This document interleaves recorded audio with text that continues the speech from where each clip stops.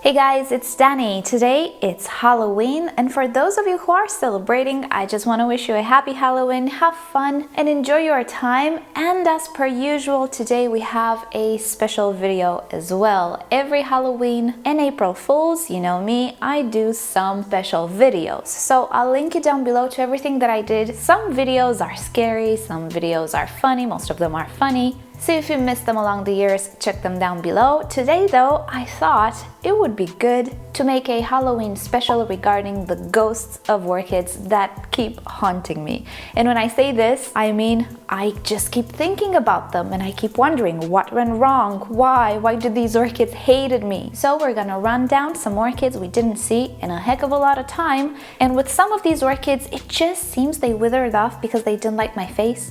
With others, I kind of know what I did wrong. I kind of want to give it another go. With that said, let's get into the topic. So first off, it's impossible to have this conversation without mentioning my nemesis at this point, the Zygopetalum orchid.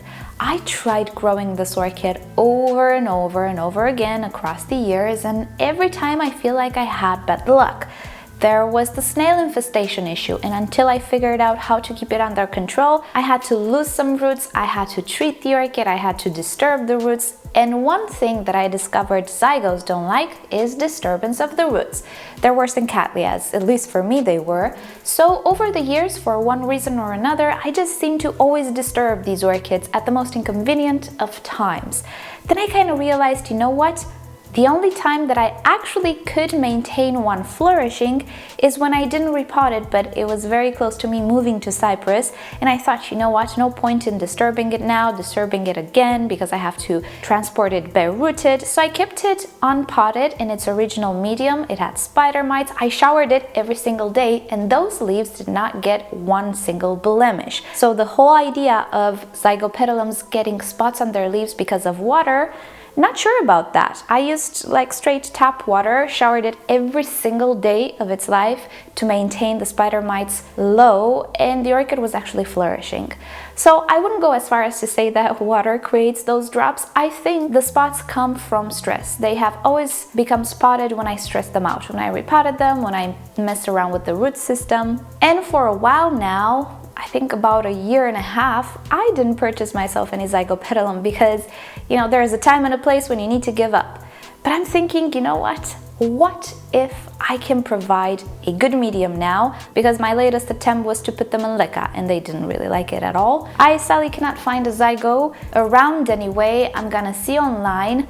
And I'm seriously thinking to give it another go because this orchid haunts me. The ghosts of these orchids are really pressing on my conscience. Part of me doesn't want to destroy another one, but part of me thinks, you know what? I think I know what I did wrong. I want to try it again. So needless to say, I think about the Zygopetalums every single day, and I hope that one day I shall get it right. The day is not now though, and even though, yeah, I'm tempted to buy some Zygos, I'm not really going out of my way to find one. I have other shiny things to distract me, but I do sometimes have those days when I think, I want a Zygo, I wanna straighten all of the mistakes that I did with them.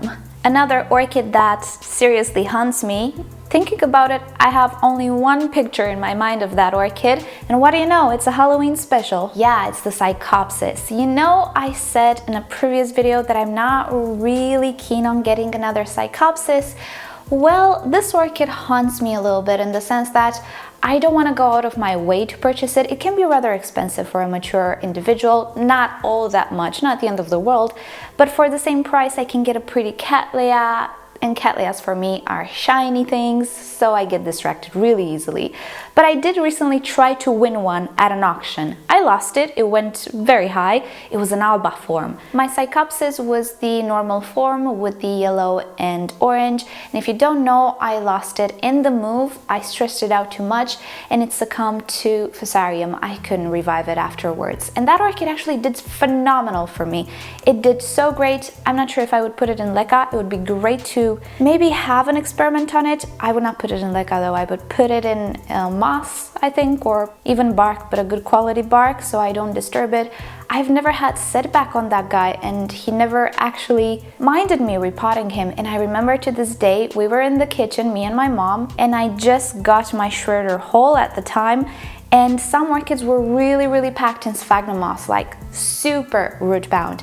And my mom was working with the Zygopetalum and with the tweezer, and I was working on a Cattleya, and we spent 40 minutes, I think, on that orchid. My mom was super picky about getting the moss from the roots. It was just a rock of a root ball. I'm surprised the orchid was actually breathing in there. So I had a really good time with that orchid, and in the move, it just withered off. That's how Fusarium works, that's how stress works. So ever since then, I thought, well, I'm gonna buy another one. But then every time when I made a haul or when I wanted to buy something off eBay, again, I saw a pretty shiny Cattleya and I was like, I want the Cattleya more, because the Cycopsis is usually over 20 euros, 24, 30 euros even. The Alba forms, depending on the variety, can be more. I've seen some pyloric varieties which are even more expensive, so it's not like, okay, I'm gonna spend 12 euros on this plant. No, it's a little bit more, so I kind of assess which one I want more. But ever since I told you guys that there might be a reason why I don't purchase this orchid, maybe I don't like it so much, I kept thinking about it. It has haunted me ever since, and I'm thinking, what if I want this orchid? And as I was saying, I tried to win one at an auction, but it just went very expensive, so I didn't get it.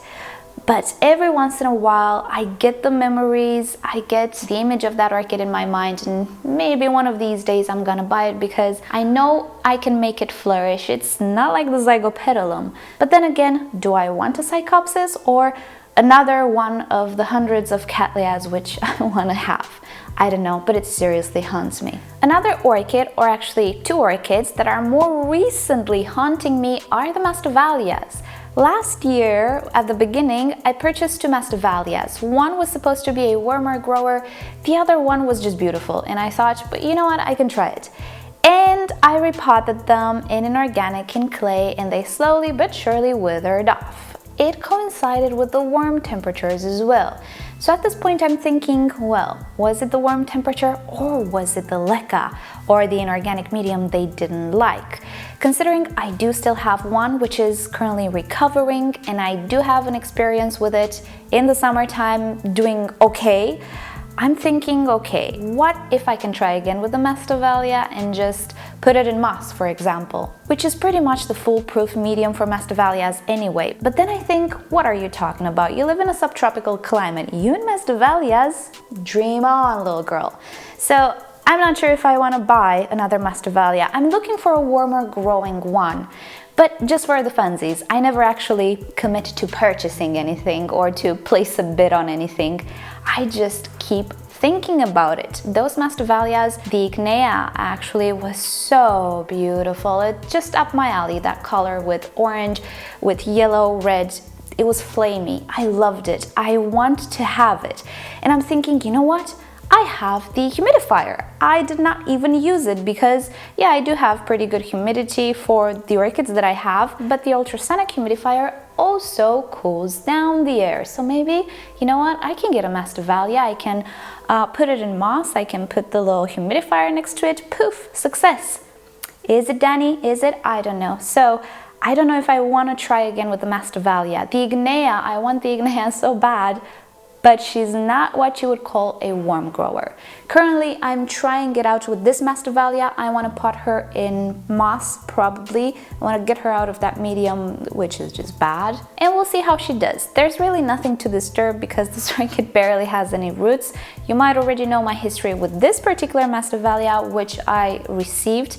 Did great for a year and then something happened. And even though, again, I'm not going out of my way to try it out with the Masdevallia, the thought keeps coming back and circles my brain, and I'm like, yeah, I can do that. But then I'm like, oh, should I? Maybe I shouldn't. So yeah, I don't know what to do. But I wouldn't be surprised if one day I'll just go with the impulse and just buy one. Next orchid, which is a perpetual haunter, not hunter, is of course the Nelly, the love of my life. You see that pretty little red orchid in my avatar and in the banner of my YouTube channel? That's my favorite orchid, and it's the fussiest one I have ever met. There was a time at the beginning of my orchid adventures, copyright Maria Young, when I was actually growing it successfully. This is an Oncidium intergeneric because yes, we do have the Miltoniopsis in its parentage, but we also have some Oncidiums. Miltoniopsis again, they don't really prefer the LECA for me all that much. I currently have them in organic medium and they're doing a lot better. They're pretty much like the paths, although they're not terrestrial. So the Nelly Eiler has two parents which potentially really dislike LECA in my environment and how it behaves in the climate that I have. So the Nelly is one of those orchids which always comes into my collection and then always it kind of withers away somehow, and then it comes back. I have some success with it, but then I repot it and then it withers away once again. So now I'm thinking, yes, I'm gonna purchase myself a Nelly Eiler, gonna put it in the Repot Me mix. It's the ultimate test. I do have my warm climate here, but Nellies, they can tolerate this warmth a little bit better than Masdevallias in any way. So it's not like, should I get another one? No, I'm gonna try with the Nelly until I get it right. I am surprised I still find Nelly Eilers in flower shops because in 2 weeks or so they all end up under the bench. Nobody kind of purchases them because I think everybody caught on to the fact that they don't really last all that long in this climate, in the living room. So people don't buy them, but I will buy another one. And it is their season. I'm holding that Repot Me mix for one of those, and I'm definitely gonna try out with the Nelly Eiler because I don't think she will stop haunting me, especially the red variety. No, I'm going to fight this. I'm gonna try over and over again because every time I lose one, I think, I know why I lost it. I did this wrong. I wanna correct that. So this time I will pick the most beautiful, healthiest Nelly Eiler that I can, and she's going directly into a Repot Me mix. And I think that's the ultimate test for the mix. And lastly, there is a Phalaenopsis which haunts me, and it's a gorgeous one. It is a complex hybrid which I showed you in a previous video. What I had was not the orchid world, but it looked very, very similar to it. It was just one of those lucky finds in the flower shop, and take a look at that orchid. Yes, I lost it because of the spider mite infestation that I battled for 3 years, 4 years, until I figured out how to keep it under control. It just decimated almost all of my Phalaenopsis collection because phals, oh, they're first on the menu for spider mites. They also contact the Oncidium fleck virus, which I'm not sure to this day if it ever goes away with the immune system of the orchid. Anyway, this orchid was just so incredibly beautiful to my eyes. It was never the type of orchid which created a lot of flowers or a cascade. It was more like the Leodoro because I'm guessing it was a little bit more closer to a species, a summer blooming species, but it really didn't matter because it was just so beautiful. And of course, I could not find it ever since. I'm not sure what type of variety it is, but I do have the actual Phalaenopsis, the sticky tags. Phalaenopsis Orchid World, Bonnie Vasquez, the awarded one. So yeah, I have the original, which looks maybe even better than that one, but it stays rather small. That one was a monster. This one is not a mature orchid. It is growing and it was not in the bestest condition, but it is growing. It has produced roots, so I'm happy with that. She's not gonna bloom anytime soon, but in memory of that orchid, I have this one. So even though that one, you know, I think about it and it haunts me and I would love to have that flower again in my collection, it doesn't haunt me all that bad. It's not like Zygo because hey, I have the orchid world. But hey, it's gonna take a while until it blooms. That's okay. But yeah, there we go. Even the phals can give me some nightmares. Well, it's not really a nightmare. It's more of a continuous thought. From time to time, it just comes in my mind and says, hey, Daddy, do you remember me? Yeah, wouldn't it be fun if I weren't dead? That sounded creepy. But hey, it's Halloween. And that has been my special for today. Hope you guys had fun.